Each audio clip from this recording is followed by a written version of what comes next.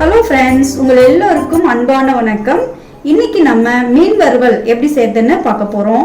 இன்னைக்கு ஐல மீன் வறுவல் எப்படி செய்யறதுன்னு பார்க்கலாம் வாங்க. இந்த மீன் வறுவல் ரொம்ப சிம்பிளாகவும் ஈஸியாகவும் செய்யக்கூடியதுங்க. இன்னைக்கு ஐல மீன் வறுவல் செய்ய போறோம் இல்லைங்களா. அதுக்கு 1 கிலோ அளவுக்கு ஐல மீனை நல்லா கழுவி சுத்தம் பண்ணி எடுத்து வச்சிருக்கேங்க. பாருங்க, நம்மள பல பேருக்கு மீனை கழுவின பின்னாடியும் அந்த மீன் ஸ்மெல் வந்துட்டே இருக்கும். அவங்க என்ன செய்யலாம், மீன் நல்லா ஒரு 3-4 டைம் கழுவிட்டு ஒரு 1 கிலோ அளவுக்கு மீன் எடுக்கிறோம் அப்படின்னா ஒரு 100 மில்லி அளவுக்கு தயிர்ல ஒரு 10 நிமிஷம் ஊற வச்சுக்கலாங்க. அதுக்கு பின்னாடி இன்னும் ஒரு 2-3 டைம் கழுவி எடுத்தோம் அப்படின்னா அந்த மீன்ல இருக்க அந்த வாசனை போயிடும், நல்லா இருக்குங்க. இன்னைக்கு நம்ம 1 கிலோ அளவுக்கு ஐல மீனை வறுக்க போறோங்க. அதுக்கு 3 டேபிள் ஸ்பூன் அளவுக்கு இஞ்சி பூண்டு பேஸ்ட் எடுத்திருக்கோம். நல்லா நைஸா அரைச்சு எடுத்துக்கணுங்க. இது கூட 1/2 டீஸ்பூன் அளவுக்கு மஞ்சள் தூள் சேர்த்துக்கோங்க. இது கூட 2 டேபிள் ஸ்பூன் அளவுக்கு குழம்பு மிளகாய் தூள் எடுத்துக்கலாங்க. இந்த மீன் வறுவலோட ஸ்பெஷலே குழம்பு மிளகாய் தூள் யூஸ் பண்ணி செய்யறது தாங்க. இதனால நல்ல வாசனையா இருக்கும்.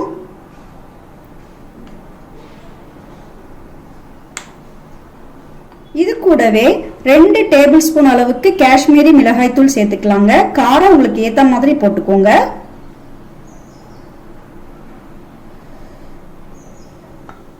கூடவே மீன் வறுவலுக்கு தேவையான அளவுக்கு உப்பையும் சேர்த்துக்கலாம்.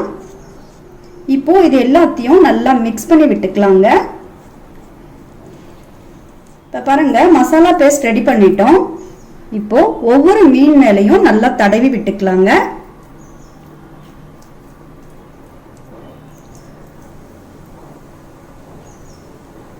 இந்த கேப் எல்லாம் கொஞ்சம் மசாலா பேஸ்ட் தடவி விட்டுக்கலாம்.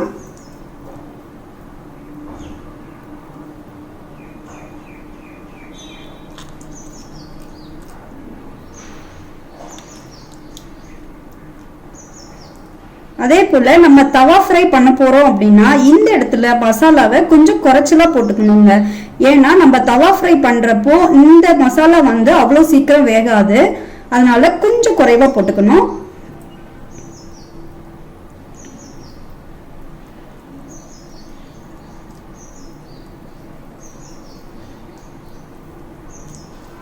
இதே மாதிரி எல்லா மீன் மேலையும் மசாலா தடவி வச்சுக்கலாம். பாருங்க, மீன் மேல எல்லா மசாலாவும் தடவிட்டு ஒரு குறைஞ்சபட்சம் 2 மணி நேரமாவது ஊற விடலாங்க. எந்த அளவுக்கு இந்த மசாலா ஊறுதோ அந்த அளவுக்கு டேஸ்டியா இருக்குங்க. நமக்கு இடவசதி இருந்தது அப்படின்னா இது அப்படியே வெயில்லையும் காய வச்சு எடுத்துக்கலாங்க. இப்போ இது நல்லா ஊறட்டும். மீன் பாருங்க, நல்லா 2 மணி நேரம் ஊற வச்சு எடுத்துட்டோம். இப்போ ஃப்ரை பண்ண ஆரம்பிச்சிடலாம். அதுக்கு முன்னாடி 7-8 பூண்டு பல்ல நல்லா இடிச்சு எடுத்துக்கலாங்க.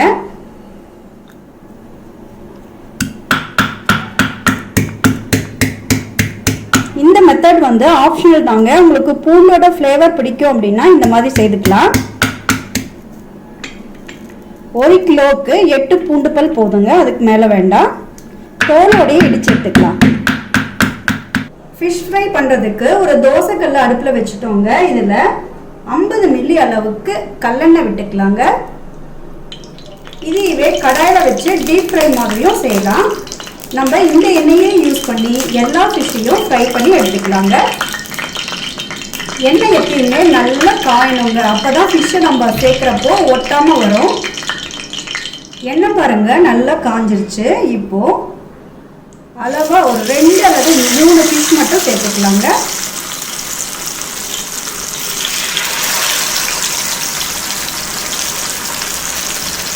ஃப்ளேம் கொஞ்சம் சின்னதுலேயே வச்சுக்கலாம். நம்ம தவா ஃப்ரை பண்ணுறதுனால ஃப்ளேம் எப்பயுமே சின்னதில் தாங்க இருக்கணும். பாருங்க, மீனை நம்ம எண்ணெயில் சேர்த்துட்டு 1 நிமிஷம் ஆனதும் சும்மா ஒரு 2 பூண்டு பல் மட்டும் இது போல் எண்ணெயில் போட்டுக்கோங்க, நிறைய வேண்டாம்.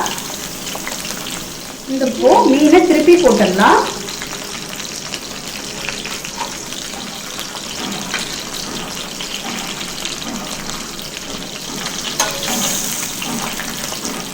மீன் பாருங்க நல்லா முருகலாயிடுச்சு. இப்போ இதை எடுத்துடலாம். நான் இன்னைக்கு தோசைக்கல்லில் சேர்த்தனால இது கூட அரிசி மாவோ அல்லது மைதா மாவோ சேர்க்கலைங்க. இதையவே நீங்கள் டீப் ஃப்ரை பண்ணுறதா இருந்தால் இது கூட 1 டேபிள் ஸ்பூன் அளவுக்கு அரிசி மாவும் 1 டேபிள் ஸ்பூன் அளவுக்கு மைதா மாவும் கலந்துட்டு டீப் ஃப்ரை பண்ணி எடுத்துக்கலாங்க. ஃப்ரெண்ட்ஸ் பாருங்க, நல்ல டேஸ்டியான அயில மீன் வறுவல் ரெடி பண்ணிட்டோம். இது நல்லா சுட சுட ரச சாதத்தோட சாப்பிட்றதுக்கு ரொம்பவே அருமையாக இருக்குங்க. நீங்களும் இந்த ரெசிபியை வீட்டில் ட்ரை பண்ணி பார்த்துட்டு எப்படி இருந்ததுன்னு கமெண்ட்ல சொல்லுங்க. இந்த வீடியோ பிடிச்சிருந்தா லைக், ஷேர், சப்ஸ்கிரைப் பண்ணிக்கோங்க. இது வரைக்கும் இந்த வீடியோவை பொறுமையாக பார்த்தவங்களுக்கு ரொம்ப ரொம்ப நன்றி.